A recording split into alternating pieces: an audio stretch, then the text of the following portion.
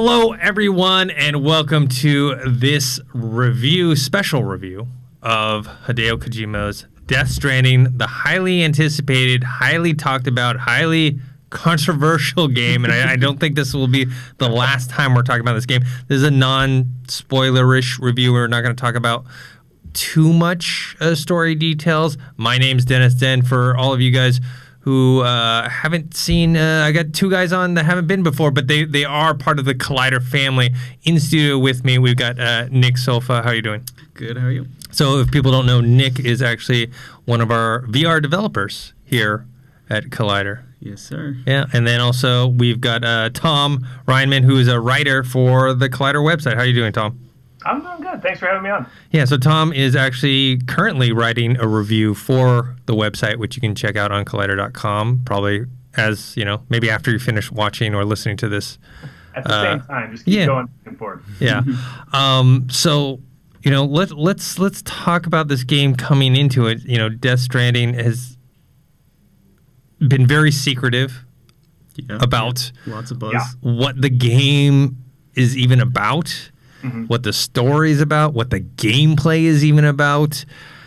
And, this is an exclusive to PlayStation 4. This is, if I'm not mistaken, Kojima's first project outside of Konami. And under Kojima Productions. Yes, under Kojima. And he's been working on it, for the last 4 years, I want to say? Yeah, 4 or 5. Yeah. It was right after his Silent Hill game with Norman Reedus at Konami got canceled. PT. Yeah. And it stars Norman Reedus as the lead actor.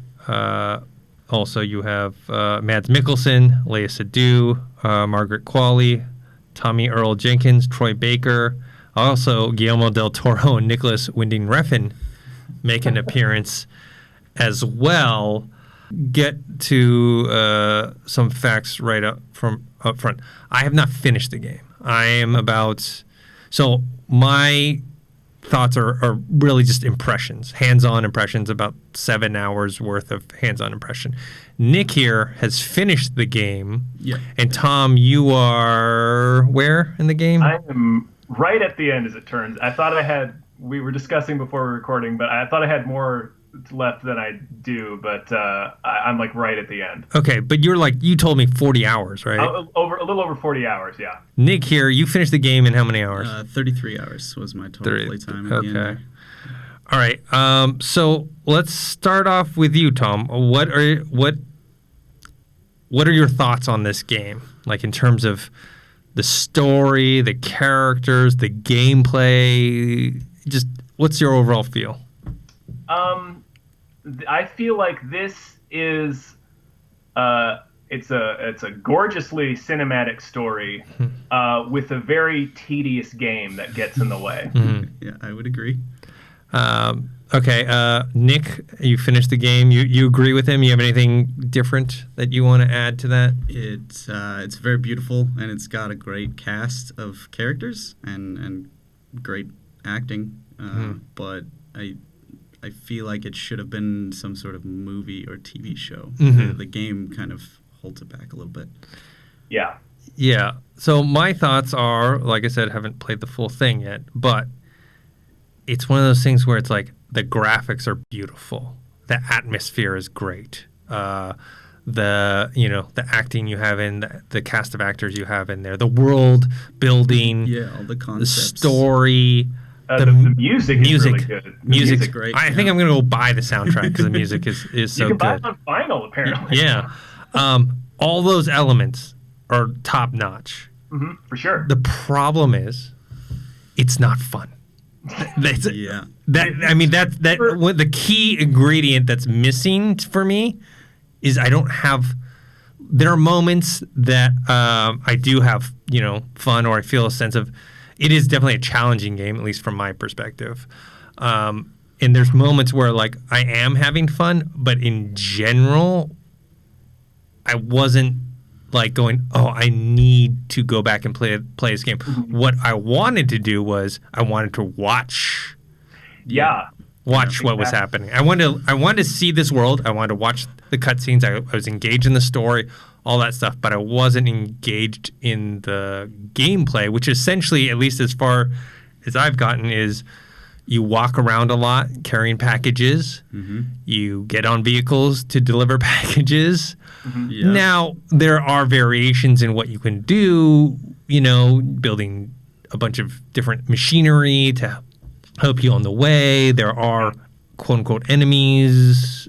There's, you can as so rare many as they things I are. want to jump in here, but yeah. and you can quote-unquote fight, but essentially if you... heavily quoted. Yes. Heavy air quotes on that fight. Yeah. But when it boils down to it, you are a UPS guy in the future. Post-apocalypse. It's Kevin Costner's The Postman. Yes.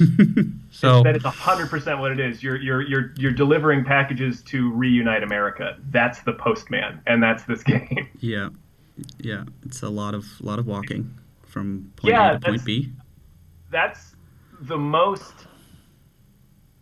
This is a game that does not respect your time, and that paradoxically can be a good thing or a bad thing. It can be it can be a good thing. I get the feeling this is a kind of game that's meant to be played for a long period of time. Like you kind of pop in for an hour or two over like months and play it because it just everything takes so long. Like the most unforgivable thing this game does for me, which like it makes it hard for me to recommend, is for about the first 10 hours of the game, the primary mechanic is keeping your balance while you walk. Yes. Yep. You don't get a weapon until I think almost hour 20. Yeah. It's interesting because it's like the game is definitely challenging, but it's challenging in a way where, I don't know, at least for myself, I just got frustrated with it. Yeah. Where like it wasn't like, oh damn, I did something wrong. My reflexes weren't good enough. It was I slipped on a rock and my guy fell, and then his cargo fell down, and then you have to sit there and make sure your baby's okay. And 90% of the game mechanics are there to like slow you down and make you kind of appreciate the scenery. Which I did appreciate the world. I just wanted, I guess, other things to do. More. Yeah, it's like this game reminded me a lot of Breath of the Wild in the sense that I think the best way to describe it is a survival action game because it has elements of survival games and elements of action games. But like the part of Breath of the Wild that was so frustrating to me was the weather mechanic. Well, there was a mechanic in Breath of the Wild where you would have to wait for it to stop raining because things would become too slick or you were in danger of getting struck by lightning. And it was just a random thing that would happen in the game, and it would basically halt your progress. He's like, well, I can't climb this mountain right now. I have to wait for it to stop raining. Mm-hmm. And Death Stranding is 100% that mechanic. Like that. But it's not random. But it's not random though.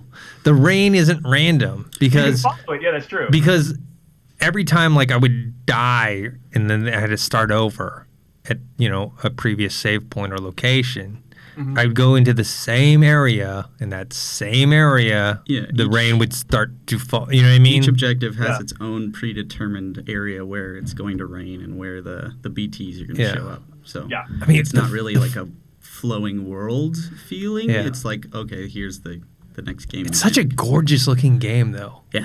Like when you do get trapped, it's like they have all these wonderful visuals. It's a lot of weird concepts that you have never seen before in games. When you were talking about like the, playing it for an hour at a time, before Nick had started to play, because I got the code before him and started playing, I told him, I was like, oh, the first 2 hours of the game, I played about 10 to 15 minutes, and it was literally an hour and 45 of just cutscenes. Yeah. Cutscenes, yeah. It's a lot of set your controller down and watch a movie real quick, and then go back. Kojima, I mean, that's like a meme about Kojima now. But as we mentioned earlier, like this is the first time I've run into a Kojima game where it's like I'm waiting for the cutscenes to get there. Mm-hmm. Yeah. Like I would rather just watch the cutscenes. But yeah, it is. starting your game with 2 hours of cutscenes with minimal gameplay splashing around it, again goes back to the primary sin of this game, was where it just doesn't respect your time, and it's like if I was like a teenager, I would be great. Like, I'm like, yeah, I can just play this game for however long. But it's like, no, I'm like married, I have a job. Like, I can't do this, man. Like, let's get going, let's get moving. Give me something to do other than walk and try to keep my balance. Yeah, it didn't feel like there was some sort of set piece to kind of hook you in and bring you into the world. It was that 10-15 minutes of here's the base gameplay loop, and then cutscene immediately. Yeah, see, that's the thing, is the story brings me in and makes me want to play, but then when I play it, it doesn't.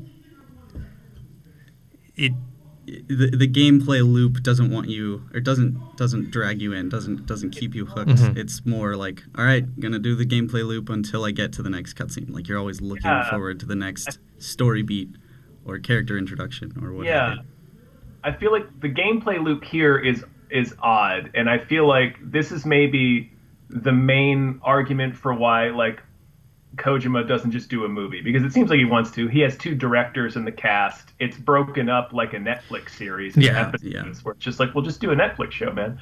But like the gameplay loop here is basically you rebuilding society with all the other players. Like, it has a persistent online mode it's not multiplayer, but it's like a Dark Souls or like a Bloodborne, where it's like players can build things and leave signs and stuff in the game that everybody gets to see, so everybody gets to chip in to rebuild the highways and build new buildings and stuff like that.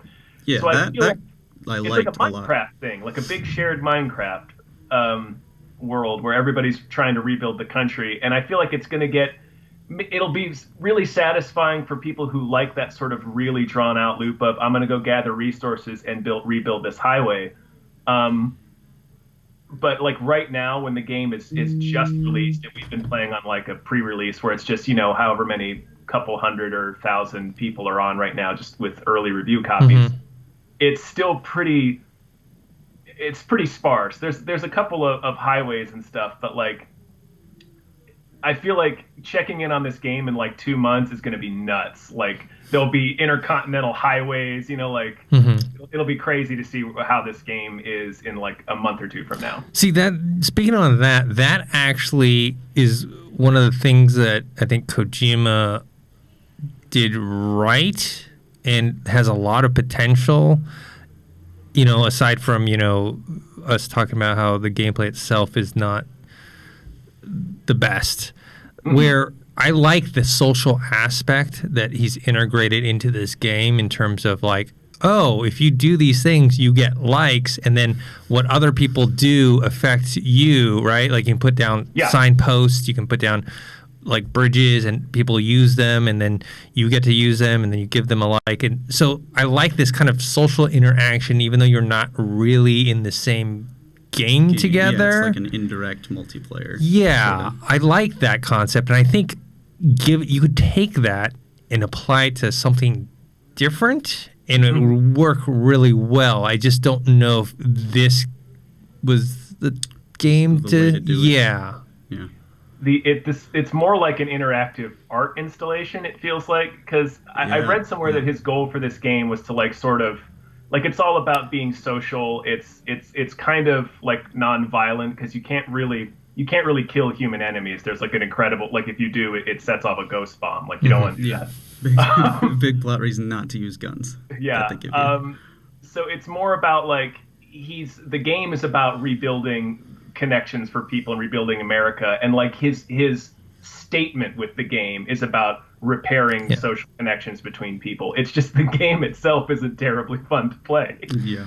I mean, do you guys feel like maybe if it's, I mean, obviously spent a lot of time on it already, 5 years on it, like it needed another few more years of development? Because I mean, you take a look at something like and I've been criticized because I think Red Dead Redemption 2 is a masterpiece of a game. Mm-hmm. It integrates both the gameplay and the story and the characters and the open world. Some of the complaints about that game, which if you complain about that game, you're really going to complain about it on here, is that it's too much story and not enough gameplay. To me, I had the perfect balance, maybe because I don't have to have the most diverse. You know what I mean? I don't need like 100 different weapons that do 100 different things. You know what I mean? I just don't need that. You don't need that constant.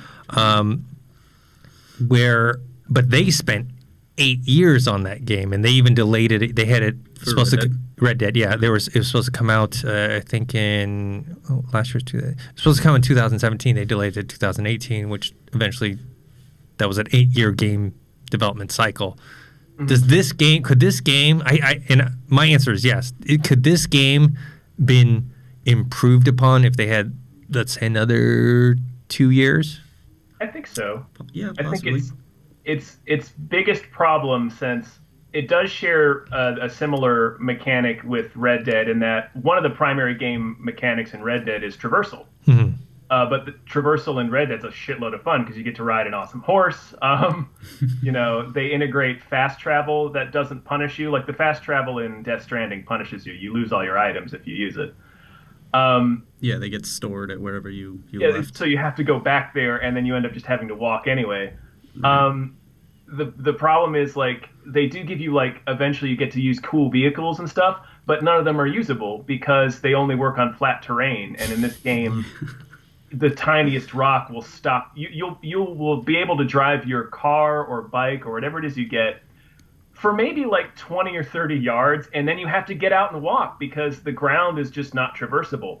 And that might be a thing that'll change once, like more players are in there and like actual highways get built and like the America gets repaired in the game. But as it is right now, like all you do in the game is travel, and it's just a chore. And like it's not like exhilarating like it is in Red Dead, where you can just be galloping on your horse and you can stop and do different things. You can't really do that in Death Stranding. The world itself is not terribly interactive. Mm-hmm. You guys have gotten further than I have. Without spoilers, like how much does the gameplay loop deviate from what I've been? I mean, literally, I'm just walking with packages. I'm riding some vehicles. You're talking to some people via holograms and radio, building small things here and there, but nothing substantial. Now, for the most part, you're walking from A to B. You're maybe picking up packages along the way if you want to. You don't really need to. You get a package when you start a mission, or the mission is to go retrieve a package from some blown out city or whatever that usually has BTs roaming around. But mostly it's walking forward and hitting left or right triggers to lean one way or the other so you don't fall over. If you have a bike or a truck, you don't really have to do that. Yeah. But again, like Tom said, most of the time you have to get out of those vehicles anyways. But you won't, because you can't drive them anywhere. Yeah, or if you drive your vehicles anywhere close to the rain where the BTs are, you like immediately get caught. Okay. So it's they push that as a faster mode of travel, but for the most part, you can't use them everywhere or in areas you would like to. Okay. So. All right. Yeah. We're going to have to wrap this up, but we will be talking about this game more. We'll have a spoiler review when we're going to actually when the game comes out. We'll have a spoiler review where we talk about the game as a whole, like everything, every detail in terms of the storyline and the gameplay mechanics and all that good stuff. But in the meantime, you can check out Tom's review. By the time you listen to this or watch this, it will be on Collider.com, and then through the ongoing weeks, we'll be talking more on the Collider podcast. Maybe we'll have Nick come in and give some more thoughts on that. All right, guys. Tom, where can people find you? You can find me on Twitter at Start the Machine. I've also got a podcast network I do with an old Cracked.com coworker, David Christopher Bell. called Gameplay Unemployed. You can check that out at patreon.com/gameplayunemployed and on Apple Podcasts at Story Mode is what it's called on Apple Podcasts. Nick? Just personal Instagram, SofaKing88. It's SOFFA, and then King88. Cool. Yep. And you guys can find me on Twitter at ThinkHero, Instagram, Dennis.tzng. Make sure to subscribe to this YouTube channel, youtube.com/Collider Games. Also subscribe to the Collider podcast feed, which is the factory feed, and we have our weekly video game podcast on there. And until next time, we'll talk more Death Stranding and other stuff. Later.